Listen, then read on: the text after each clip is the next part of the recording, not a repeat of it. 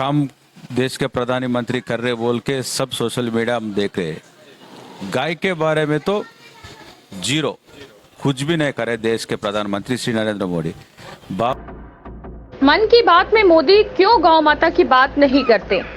धर्म की नगरी, अध्यात्म की नगरी कहे जाने वाले काशी में इस समय चुनावी सरगर्मियां बहुत तेज से बढ़ी हुई हैं। हर प्रत्याशी अपने अपने जोर आजमाइश अपने तरीके से कर रहा है। पूरे भारत देश का राजनीति का अड्डा बना वाराणसी इस समय चुनावी सरगर्मियों के इर्द गिर्द घूम रहा है। यहाँ के प्रत्याशी भी दिग्गज हैं, लेकिन इसी बीच हैदराबाद के रहने वाले युग तुलसी पार्टी के राष्ट्रीय अध्यक्ष कोली शेट्टी भी लगातार प्रचार प्रसार और वाराणसी से लोकसभा के चुनाव में आजमाइश करने में कोई कसर नहीं छोड़ रहे। गौ माता को राष्ट्र माता घोषित करें और इस मुद्दे को लेकर आज एक वीडियो में कोली शेट्टी ने नरेंद्र मोदी से एक सवाल तक पूछ लिया। हमेशा मन की बात करने वाले नरेंद्र मोदी गौ माता की बात क्यों नहीं करते हैं और गौ माता को राष्ट्र माता क्यों नहीं घोषित करते हैं? गौ माता को राष्ट्र माता घोषित करने में आखिरकार सरकार को क्या परेशानी है? 2 बार सत्ता में आई भारतीय जनता पार्टी गौ माता को राष्ट्र माता क्यों घोषित नहीं कर रही? गौ कत्लेखाने सरकार कब बंद करवाएगी?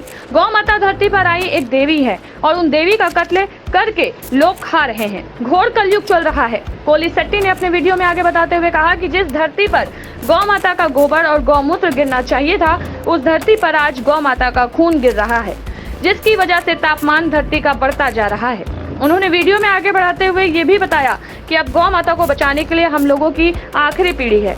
इसके बाद भी पीढ़ी गौ माता के बारे में जानना भी नहीं चाहती। अगर हम नहीं बचा पाए तो कोई नहीं बचा पाएगा। वीडियो में आगे बताते हुए उन्होंने कहा कि हम बनारस में 1 लाख गाय का गौशाला खोलेंगे और वाराणसी में 5 साल के कम उम्र के बच्चों को रोज मुफ्त में देसी गौ माता शुद्ध दूध पिलाएंगे और एक वाराणसी में एक गौ माता का माहौल बनाएंगे। वाराणसी से खुशरंग हिना की रिपोर्ट, न्यूज ऑफ नेशन। जय गौ माता, जय गौ माता। सर, सबसे पहले तो आप अपना परिचय लोगों को, दर्शकों को बता दीजिए। ठीक है। जय गौ माता, हर हर महादेव। मेरा नाम कोली शेट्टी शिव कुमार है। मैं दक्षिण भारत देश में तेलंगाना में हैदराबाद में रहने वाला हूँ और दक्षिण से लेकर काशी तक हम लोग एक मुद्दे पे बनारस आया। एक बात जनता का बीच में रखने के वास्ते हम बनारस आया, वो बात है गौ माता का बारे में। शेट्टी जी, क्या कहना चाहेंगे आप? वाराणसी लोकसभा में यहाँ पे बड़े बड़े दिग्गज नेता चुनाव लड़ रहे हैं, उसके बीच में आप इतना हिम्मत करके इतना दूर से आए चुनाव लड़ने के लिए और लगातार 3 महीने से आपका चुनाव प्रचार चल रहा है और माता का मुद्दा उठाए जो कि कोई भी पार्टी नहीं उठा रही है। बनारस की जनता से आप क्या कहना चाहेंगे? बनारस की जनता सबका बात इस बार गौ माता का को वोट देना चाहिए। पूरे देश में गाय का तस्करी हो रहा है और दक्षिण से लेकर पूरा हर कोने में, हर गांव में भी किधर तो भी डेली गाय कट रही है। सो गौ माता को बचाने का काम अभी सभी वोटर्स के हाथ में है। गाय की जान बनारस का वोटर्स का हाथ में है। अभी गौ हत्या का पाप से दूर होने के वास्ते धर्म का काम हम लोग कर रहे, तो धर्म का बात भी सबका सामने लगाने का हमारा जिम्मेदारी है। और अभी ये कठिन कानून होना चाहिए। अभी देश के प्रधानमंत्री श्री नरेंद्र मोदी जी ये बनाने के वास्ते कई को पीछे हट रहा वो मालूम होना चाहिए। इतना काम देश के प्रधानमंत्री कर रहे बोल के सब सोशल मीडिया हम देख रहे हैं। गाय के बारे में तो जीरो, कुछ भी नहीं करे देश के प्रधानमंत्री श्री नरेंद्र मोदी। बाबा का दरबार में, बाबा का जो स्थान है काशी विश्वनाथ का मंदिर में, मोदी जी को एक बार आके गाय के बारे में आप क्या करें 10 साल में, कितना करोड़ गोवंश कत्लखाना में खत्म हो गया, इसके जिम्मेदारी कौन है? गाय तो चले गए, मगर ये इसका पीछे आप इतना बड़ा पोजीशन में बाबा विश्वनाथ जी ने आपको प्रधानमंत्री बन के संसद में उधर उतना दिल्ली में बैठा, इतना अच्छा पोजीशन बाबा ने आपको दिया, कई को गो हत्या कर रहे आप लोग, धर्म के नाम से वोट मांग रहे हैं, मगर धर्म का देवता, धर्म का जो चार पाद पे चलता है। थोड़ा मेरे को हिंदी दिक्कत है, फिर भी आपको प्रयास करता हूँ सबको समझने के वास्ते। धर्म बोलो तो चार पाद में चलता है, वो चार क्या है, गौ माता का पादु है, तो अभी जैसे पादुका बोलते हैं, क्या बोलते हैं आप, धर्म चार पांव, धर्म चार पांव में चलता है, और चार पांव गौ माता के पास है। तो वो अभी पूरा खट हो गया और गौ माता टुकड़े टुकड़े हो जा रहे। ये सही बात है? ये नहीं, ये बिल्कुल गलत है। और जो गो कशीदे जो ये सब चल रहे हैं चीजें, इन सब बंद होने चाहिए। प्रधानमंत्री जी से आप इसके लिए कभी मतलब कभी चर्चा की या कोई लेटर वगैरह आपने कभी?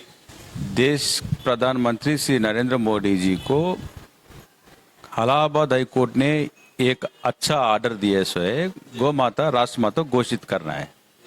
एक और एक, मैं तिरुमला तिरुपति देवस्थान में ट्रस्ट बोर्ड मेंबर काम करा। तिरुपति देवस्थान देश में पूरा वर्ल्ड में नंबर 1 देवस्थान बोलो तो तिरुमला तिरुपति देवस्थान बोलते हैं।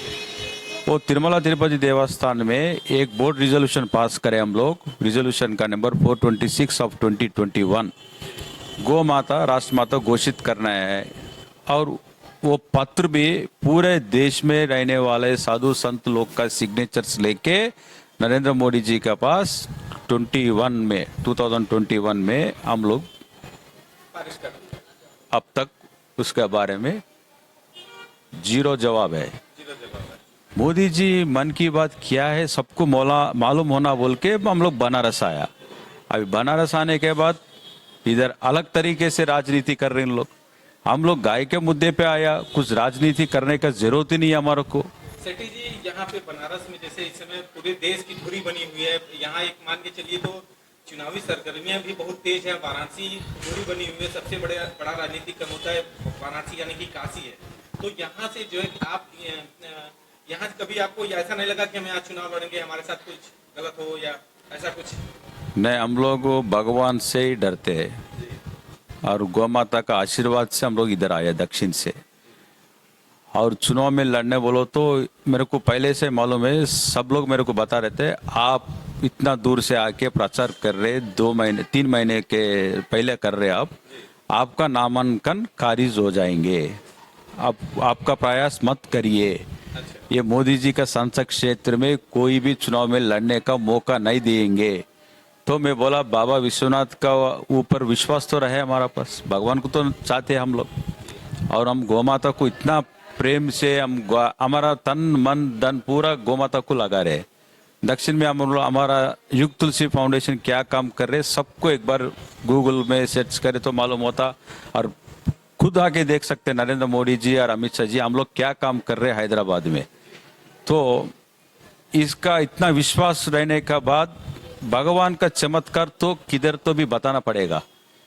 मेरा नामांकन खारिज होके फिर दोबारा बैलेट पे आ गया, हुआ था सभी में, सबको मालूम है चला है। फिर मेरे दोबारा 11 बजे रात में कुछ प्रॉब्लम ही नहीं है, सबको मालूम है, मगर मेरा नॉमिनेशन खारिज होने के बाद मेरे को मालूम हुआ इन लोग मेरे को चुनाव लड़ने से दूर करने का प्रयास कर रहे। उन लोग उसमें टाइम बिंग उसमें उन लोग कुछ सफलीकृत होंगे, मगर दोबारा 6 महीने में बनारस में बाई इलेक्शन में जरूर लाएंगे बोल के मैं आरओ साहब को बताया। और मेरा खारिज का जो पत्र लेके मैं हाई कोर्ट में चैलेंज करता हूँ, सुप्रीम कोर्ट में चैलेंज करता हूँ, मैं कुछ गलत नहीं किया और गलत का काम आगे भी नहीं करेंगे। और हमारा